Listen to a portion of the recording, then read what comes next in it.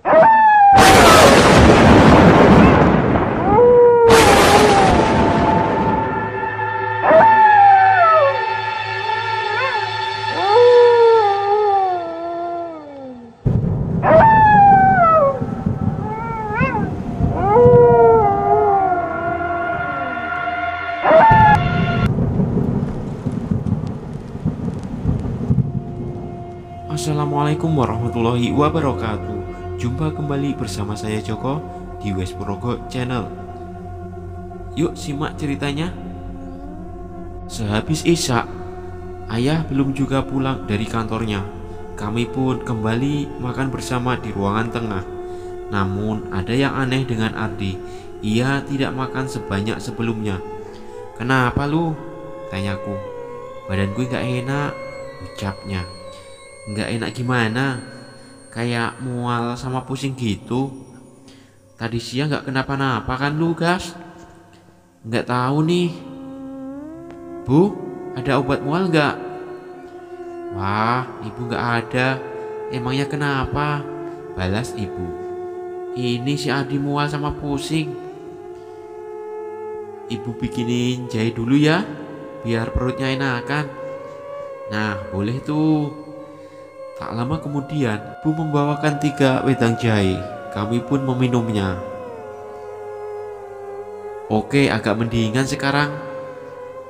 Udah enakan kan? Yuk sekarang kita tidur." Aku meminta Ardi untuk berbaring di atas kasur. "Gas, tolong tutup jendelanya," pintaku pada Bagas yang duduk di dekat jendela. "Padahal enak banget anginnya, dingin." "Ya dingin karena mau hujan," sahutku. Suara gemuruh petir mulai terdengar. Tak lama hujan pun turun. "Kita tidur di mana, Syat?" tanya Bagas sembari duduk di lantai menemaniku. "Kasurnya kan cuma 1, dipakai pula. Kita tidur di lantai aja gimana?" balasku. Terdengar suara gumamam di atas kasur. Sontak aku menoleh ke sana. Terlihat Adi sedang menggerak-gerakkan kepalanya ke kiri dan ke kanan. "Di," panggilku seraya bangkit. "Kenapa tuh anak?" tanya Bagas yang masih duduk di lantai. Kulihat keringat mengucur di kening Adi. "Di, bangun." Aku mencoba membangunkannya. "Di." Tiba-tiba Adi melotot dan mencekik leherku. "Mati kau." "Di," ucapku seraya melepaskan cekikannya. Bagas pun ikut membantu, namun tenaga kami seperti tidak ada apa-apanya. Sementara cekikan Ardi semakin keras. Ardi melepaskan satu tangannya dari leherku, kemudian memukul Bagas hingga ia terpental. "Kamu belum mati juga." Ucap Ardi. Aku menatap wajahnya yang terlihat sangat pucat, kemudian membaca doa sekencang mungkin. "Berisik." Ardi mulai melonggarkan cengkramannya. Sontak aku langsung menepis tangannya dan melangkah mundur, lalu kembali merapal doa bersama Bagas. "Mit," teriakku memanggil Hamid. Tak lama ia menyahut dan kembali membuka pintu. Ia langsung ketakutan saat melihat Ardi. "Panggil ibu cepat," perintahku. Hamid pun pergi, sementara aku tak melepaskan sedikit pun pandangan pada Ardi. Entah sosok apa yang merasukinya, apa si wanita bermata merah atau makhluk hitam yang tadi siang ada di pohon mangga. Tak lama kemudian, ibu dan Hamid datang ke kamar. "Astagfirullahaladzim," ucap ibu saat melihat Ardi. "Bu, tolong pegangin Ardi," pintaku sembari mengambil segelas air di atas meja. Ibu mendekati Ardi seraya merapal doa, namun ia berontak, hampir memukul wajah ibu. Di sisi lain, Bagas juga ikut mendekati Ardi. "Jangan mendekat," ancamnya kepada kami. Sementara aku membaca ayat-ayat ruqyah sambil memegang segelas air. Ibu berhasil memegang tangan kanan Ardi, begitu pula Bagas yang memegang tangan kirinya. "Cepetan Sat, gue gak kuat," ucap Bagas. Aku berjalan mendekat, kemudian mengusapkan air yang sudah kubacakan ayat-ayat keruqyah ke wajah Ardi. Panas. Teriak Ardi.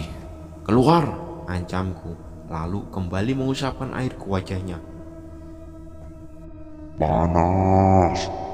Aku terus mengusapkan air itu sembari membaca ayat kursi dengan suara lantang, dibantu oleh ibu dan Bagas. Keluar, pintaku. Hahaha. Ardi tertawa kencang. Kamu pikir kamu bisa mengusirku? Ucapnya sembari mengibaskan tangan kirinya. Seketika itu tubuh Bagas ambruk. Gas, teriakku.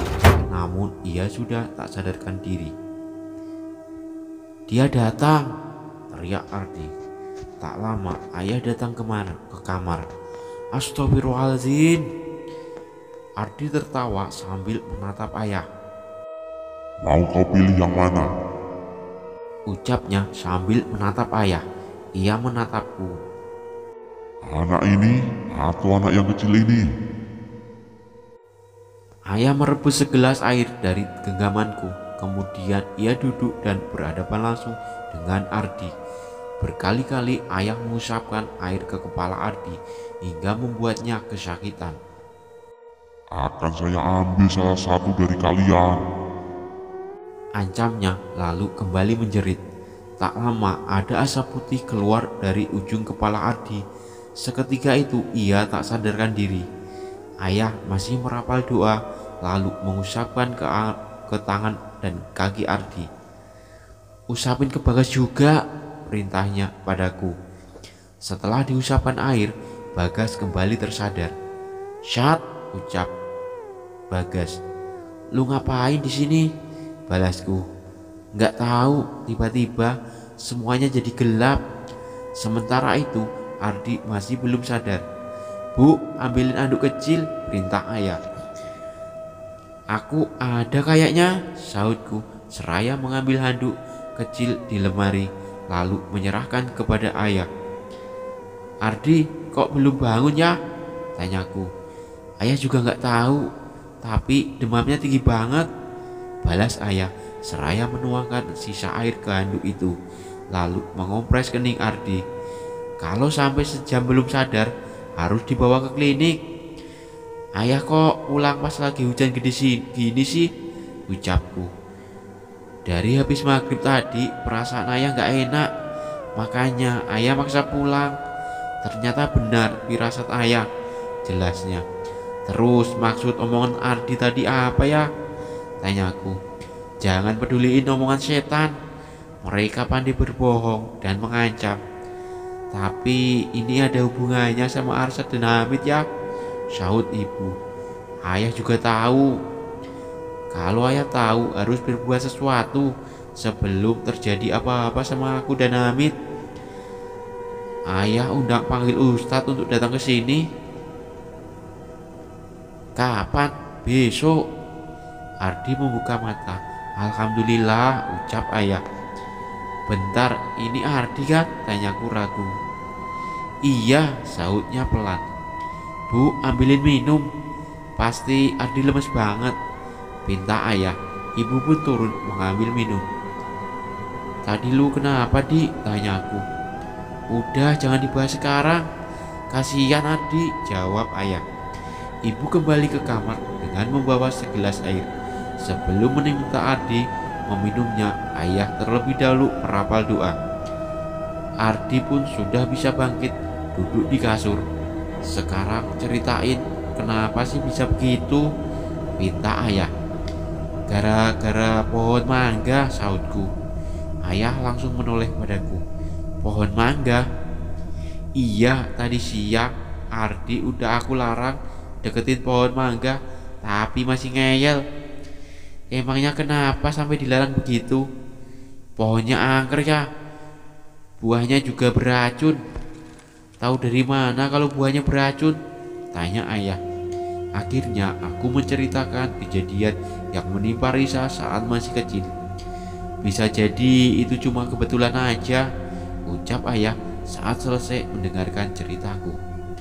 Tapi ya, tadi aku juga lihat ada setan hitam di atas pohon. Mau deketin, kayaknya dia marah. Oh, pantesan lu tiba-tiba lari narik si Ardi sampai jatuh, sahut Bagas. Iya gas, balasku. Ayah kembali menoleh ke Ardi. Tadi apa ada yang kamu rasain? Tanya ayah. Berasa kayak mimpi gitu pak, balas Ardi. Ardi pun mulai bercerita. Saat ia berbaring di atas kasur, ia merasakan badannya mulai demam, kemudian memaksa untuk tidur. Baru menutup mata, tiba-tiba ada yang nindihin badan gitu, ucap Ardi. Saat Ardi membuka mata, terlihat ada sosok hitam kurus, matanya merah, rambutnya putih. Aku memotong ceritanya. Iya benar, sahutnya. Berarti dari pohon mangga. Sontak Ardi menutup mata saat melihat makhluk menyeramkan itu. Ia juga berusaha memanggilku dan Bagas, tapi tidak bisa. Suaranya seperti tertahan di tenggorokan. Habis itu badan rasanya kesemutan, terus dingin banget. Pas buka mata udah ada di hutan yang gelap, ucap Ardi. Sekarang kamu lihat atau rasain sesuatu enggak? Tanya ayah pada Ardi. Enggak pak, sekarang kamu istirahat dulu bareng Arsyad sama Bagas. Jangan lupa baca doa. Ngerasa ada sesuatu, panggil ayah, ucap ayah bangkit. Ayah mau kemana? Ayah mau ke bawah dulu ganti baju.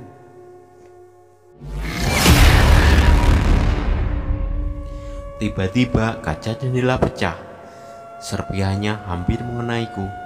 Aduh, ucap Bagas seraya memegang kepalanya.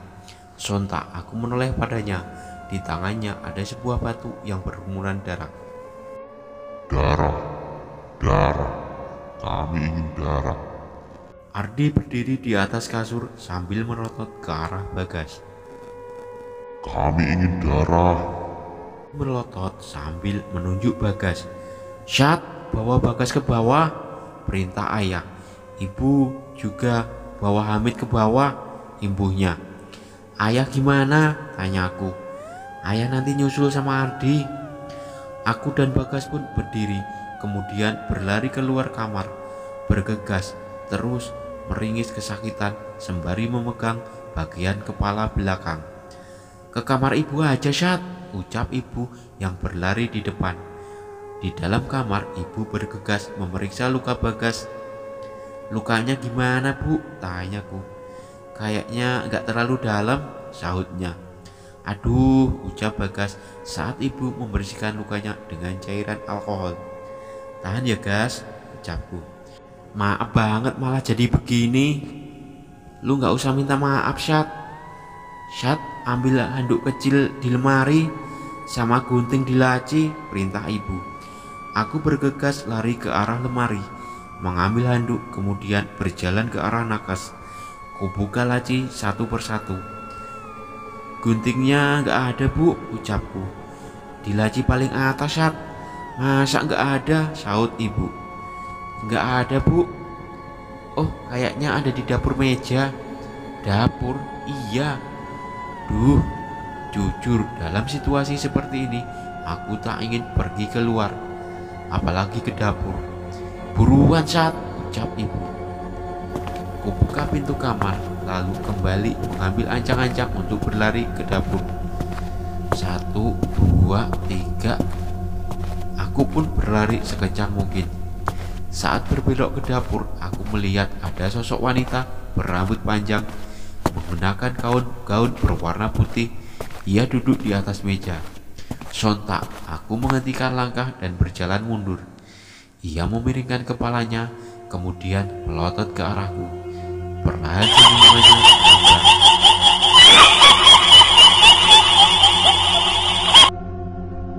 Ia tertawa cekikikan membuat bulu kuduku meremang. Ibu, teriak seraya berlari kembali ke kamar. Pintu terkunci. Ibu, buka, teriakku sambil mengedor-ngedor pintu.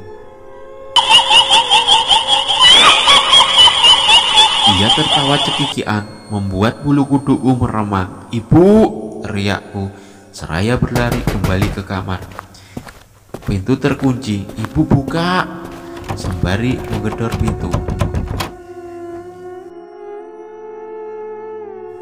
Terdengar suara tawa tepat di belakangku, diikuti aroma melati bercampur bau busuk yang menyengat.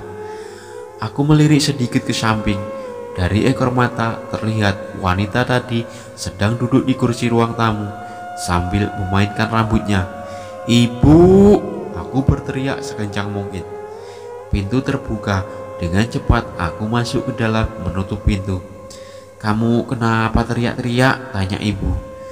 "Kenapa pintunya dikunci sih, Bu?" sambil mengatur napas. "Enggak ada yang kunci. Terus mana guntingnya?" "Di dapur." "Kenapa nggak diambil?" "Ada perempuan, Bu, serem." "Ya udah, nggak usah pakai gunting." Ibu merobek anduk kecil itu lalu digunakan untuk memerban luka Bagas. Terdengar ketukan di jendela yang mengarah ke halaman. Sontak kami menoleh ke sana. "Hamid, sini!" Aku memanggil Hamid yang berdiri tak jauh dari jendela. Ia pun bergegas menjauhi jendela dan menghampiriku.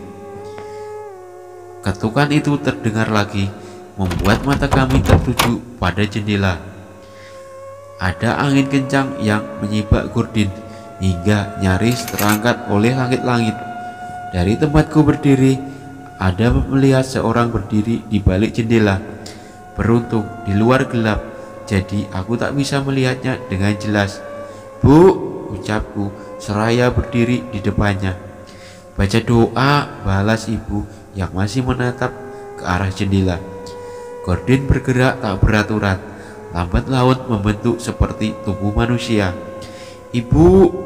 Hamid berteriak sambil bersembunyi di balik tubuh ibu, sementara aku, ibu dan Bagas terus melantunkan ayat-ayat Al-Quran. Sontak kami menoleh ke arah pintu. Sumber suara dan benturan tadi. "Buka pintunya, Sat!" panggil suara dari luar. Suaranya mirip dengan ayah. "Ayah!" sahutku. "Iya, ini ayah." Aku membuka pintu. Ternyata itu memang ayah. Namun aku tak melihat keberadaan Ardi. "Ardi mana ya?" tanyaku. "Masih di atas," balas ayah seraya masuk ke kamar dan duduk di kasur. "Kok ditinggal sih ya?" "Susah, terpaksa ayah ikat di kasur." "Ya Allah, kasihan Ardi," ucap Bagus. "Iya, kenapa bisa sampai begini sih?" ucapku. "Itu gara-gara dia ganggu penunggu pohon mangga di depan." "Tapi kan Bagas gak ganggu, kenapa kepalanya dilempar gitu?" "Efeknya jadi marah ke semuanya di sini." "Ayah haus, ibu ambil minum ya?" tanya ayah. "Gak usah, Bu," balas ayah lalu rebahan di atas kasur. "Ayah capek banget sih." "Ya udah, ayah istirahat aja dulu," balas ibu. "Sementara kita tidur di sini dulu. Habis subuh baru lihat Ardi di atas." Ketukan pintu dari luar. Suaranya mirip sekali dengan ayah. "Ayah," sahutku. "Iya, buka, Sat." "Loh, kalau di luar ayah, terus yang lagi tidur di kamar siapa sih?" "Jangan dibuka," ucap ayah bangkit dari tidurnya. Mereka bisa menyamar jadi siapa saja. Ibunya. "Sat, buka pintunya." Sementara suara ayah yang lain meminta untuk dibukakan pintu. Aku menoleh ke arah ibu yang sama bingungnya denganku. "Gimana, Bu?" bisikku. "Yah," teriak ibu. "Ya, Bu, tolong buka pintunya," sahut suara dari luar. "Coba baca ayat kursi," perintah ibu. Terdengar suara lantunan ayat kursi dari luar. Kulirik ayah yang sedang duduk di atas kasur. Ia terlihat sangat gelisah. Aku pun membaca surat ayat kursi dengan lantang diikuti oleh ibu dan Bagas. Ayah mengerbak kasur lalu berdiri melayang. Sorot matanya berubah menjadi merah. Tubuhnya pun semakin membesar hingga kepalanya menyentuh langit-langit. Bulu-bulu hitam bermunculan di seluruh tubuhnya, diikuti taring panjang di mulutnya. Astagfirullahaladzim. Sontak kami merapat ke pintu berusaha untuk membukanya. Namun tiba-tiba, "Ayah, tolong!" teriakku. Sosok menyeramkan itu tertawa kencang sekali sampai menggetarkan dinding kamar. Ia berjalan mendekat. Salah satu dari kalian harus ada yang ikut dengan saya. Ucap makhluk itu. Ibu memintaku, Hamid dan Bagas bersembunyi di balik tubuhnya. "Ayah, tolong!" teriakku. Sementara itu terdengar suara dobrakan pintu. "Baca ayat-ayat ruqyah, Syad!" teriak ayah. Kami pun membaca ayat-ayat ruqyah, membuat sosok seram itu semakin marah. "Diam!" Hardiknya sembali menghentakkan kaki ke atas lantai. Seketika itu lampu kamar mati. Sontan kami langsung berpegangan. Bola mata merah yang menyala itu masih terlihat dalam kegelapan, sementara ukurannya semakin membesar. Aku berteriak kencang saat ada yang menarik tanganku.